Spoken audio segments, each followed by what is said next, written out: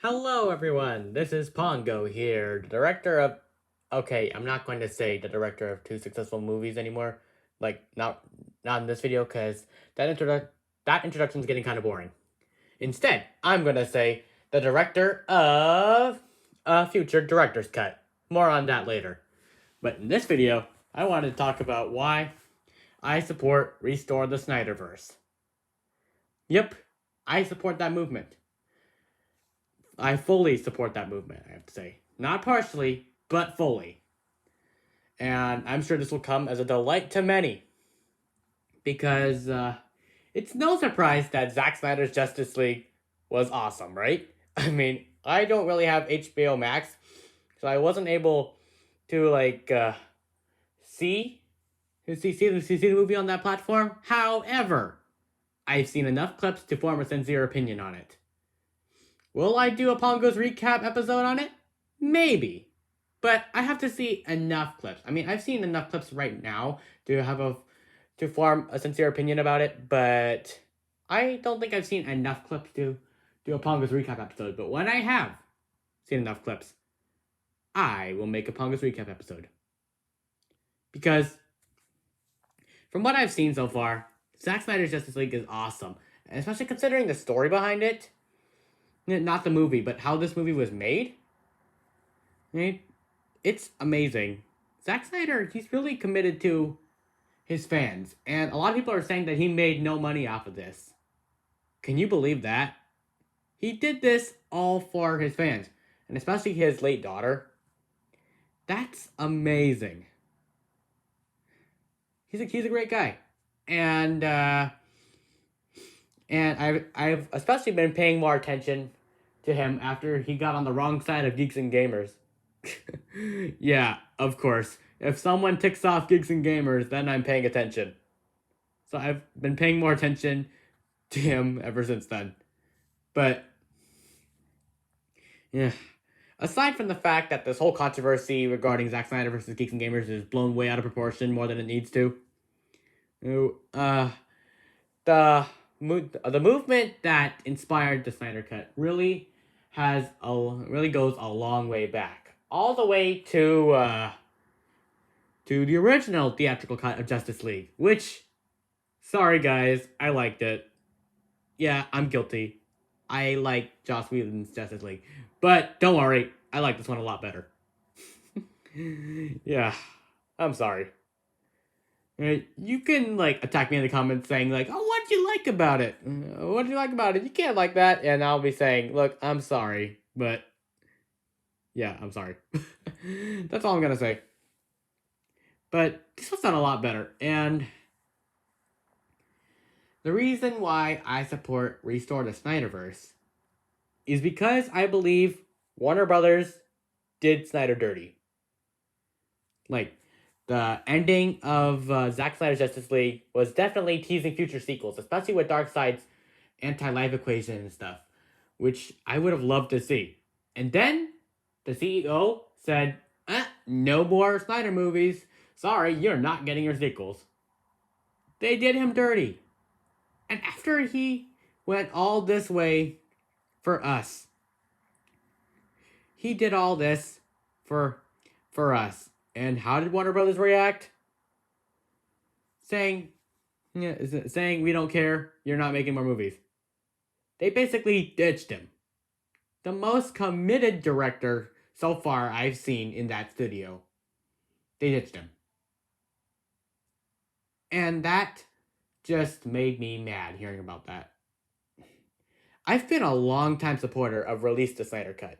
Yeah, I was a huge supporter of that movement because even though I loved Joss Whedon's Justice League, I would have loved. I was among the many who would have loved to see what Zack Snyder's Justice League would look like, and lo and behold, we got it. Thanks to the power of fandom. This is how you do new fan movements right. Sorry, Phantom Menace, you don't count. But I can. But there's one a detracting thing that I have to address: the review bombing. Like, even though I love Zack Snyder's Justice League, and I fully support Restore the Snyderverse, what I don't support is the review bombing of Godzilla vs. Kong. Now, I've heard about that, and that makes me upset too. Like, this is not how you get Warner Brothers' attention. This is not how you get them to listen to you. You don't review bomb another one of the movies and expect them to listen to you. This is as much of a joke as the pro Gina Carano advocacy. Yeah, the pro Gina Carano advocacy is a joke. Now, you're probably gonna all dislike this video and stuff because I dissed Gina Carano, but make no mistake, I believe that the firing of Gina Carano was a definite oopsie on Disney's part. They shouldn't have done that because looking at the tweets in context, she said nothing that would be Nazi supporting. So why fire her? But that being said, I don't like how the Gina Carano fan base has reacted. I don't like how they are disliking every video on the official Star Wars channel and spamming Gina Carano quotes or Forbes quotes and stuff. Like, that's not how you get Lucasfilm to listen to you. That's not. That's only going to push them further away and give them an excuse to call you guys out and not support you. If you want Gina Carano back, you gotta be better than that. You gotta be better than acting like literal Nazis, because that's what you guys are acting like, literal Nazis. And that just gives Lucasfilm a reason not to listen to you. If you want to get things done, you gotta defy the stereotype, not be the stereotype. And that's something that my Support Mulan movement aimed to be. Defy the stereotype. Because the stereotype for that movement was, oh, you support China, you support oppression. But that is not defying the stereotype. Right, Gina Carano fans. That is being the stereotype. And that gives Lucasfilm a reason not to listen to you. Make no mistake, I like Gina Carano, and I want to see her back at her job, but this does not make me sympathize with you. This does not make me want to be part of your fan group. And I guess the same could be said with our topic for today. Restore the Snyderverse. I mean, I fully support it, but I don't like what the review bombing is doing. It's hurting the movement. It's making us, the Snyder fans, look bad. That's what it's doing. It's making us look bad, and it'll give Warner Brothers a reason not to listen to us. If we want to get their attention, we shouldn't try and review bomb other movies just to get their attention, because I'm sorry, but they're more powerful than we are. Like, they're a company. A multi-million-dollar company. And we're a fandom. I could see the power of disproportionate levels here. And it's not good. Bullying is never okay in any form. Whether it be from the right or the left, bullying's never okay. And if we want Warner Brothers to listen to us, we have to be more peaceful in our approach. We have to be activists, definitely, pushing for a return to the Snyderverse, but we shouldn't accuse Warner Brothers of being this, saying this. I know you could say that I accused them by saying Warner Brothers did Snyder dirty, but I wasn't accusing them. That's basically what they did. But we shouldn't try and harm the sales of another Warner Brothers movie if we want to get more Warner Brothers movies in. You know what I'm saying? It's a self-contradiction. You try and get rid of try and review bomb one movie to try and hurt the popularity while trying to push for the popularity of another one. Correct me if I'm wrong here, but that kind of sounds like a contradiction. But other than that, I I fully support this movement, and I want more Zack Snyder movies to come because he's a devoted director that truly cares for his fan base. He truly cares about his fans. Like, there were so many leaks going in which he was directly communicating with his fans, especially the big ball dropper, which was one of his Twitter posts of a Justice League picture, the one that started it all. Does the Snyder Cut exist? Is it real? Of course it does. The one that got everyone excited, knowing that it was going to happen. I know there are some channels that are calling the Snyder Cut bad and stuff, but don't listen to them, okay? Like, I'm even subscribed to Jody's Corner, and I don't agree with his views on the Snyder Cut or calling us a Snyder cult. We're not a Snyder cult. Like, we may take things to the extreme, but we're not a cult, okay? The Phantom Menace, they're a cult, but we're not a cult, okay? We just want a director that cares for his fan base, like Snyder. And he truly knows what he's doing. Zack Snyder's Justice League, it blew me away. And it was definitely the culmination of so much fan support, so much fan activism. It was what we all deserved. And if there's to be more Justice League movies, then I'll be all for it. Alright. Now with that out of the way, it's time to get into a special announcement. I've been inspired by the Snyder Cut to make my own director's cut. What movie's gonna be on? Well, The Battle for Silverstream. Because looking back on the movie, I know it's gotten like 260 views and stuff, and 7 likes, and oh boy, I never thought it would get that many views.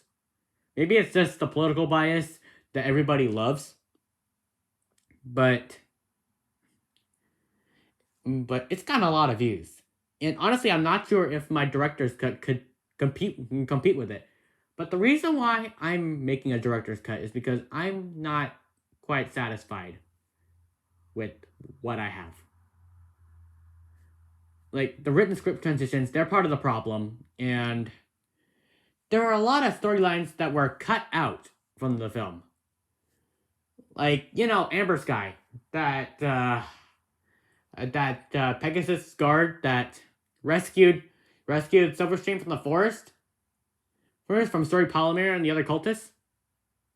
Well, she was originally supposed to return to the guard, and return to guard after being in exile for a long time, and rejoin the Lunar Republican Army.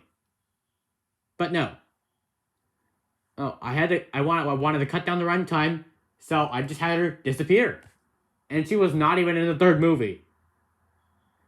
And thinking about that, and knowing what I had, that was a bonehead move. Like, why introduce the character if I'm not going to do anything with her? And another thing. I was going to, build up to the Amber Sky reveal and stuff. With Osalis talking to Princess Luna and Silverstream describing her story and stuff. There were a lot of things that the Battle for Silverstream could have been. But you know why it wasn't like that? It's because I was mainly focused on getting the movie done in time. The 2020 election was a big deal, and at the time, I'm hugely pro-Trump. These days, I have to step away from that base, as it's getting kind of toxic. I have to step away from the pro-Trump base, and I can't really identify as hugely pro-Trump anymore because of the toxicity of his base happening right now. But I could possibly rejoin it if it means making this film, because the main problem was that I wanted to get it done in time for the 2020 election. It was not the movie I envisioned.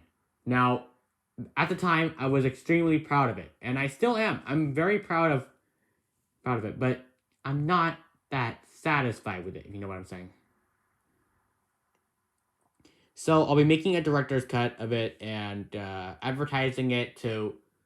Oh boy, I gotta get friendly with this base again. I gotta get friendly with the Phantom Menace. Oh no. Yeah, I had to do that. In order to market this movie successfully, The Battle for Silverstream, I had to be friendly with the Phantom Menace. Now, that resulted in me becoming friends with I'm Not Creative 22, someone who I had a former beef with. But I really didn't like being friendly with the Phantom Menace. But I had to, because I had to market this film towards them. But, as I am committed to making quality content for all of you, I'm willing to market the film towards our enemies again, if it means making it. If it means getting them to watch it. Now, they may not, and if they don't, well then, won't be a big loss.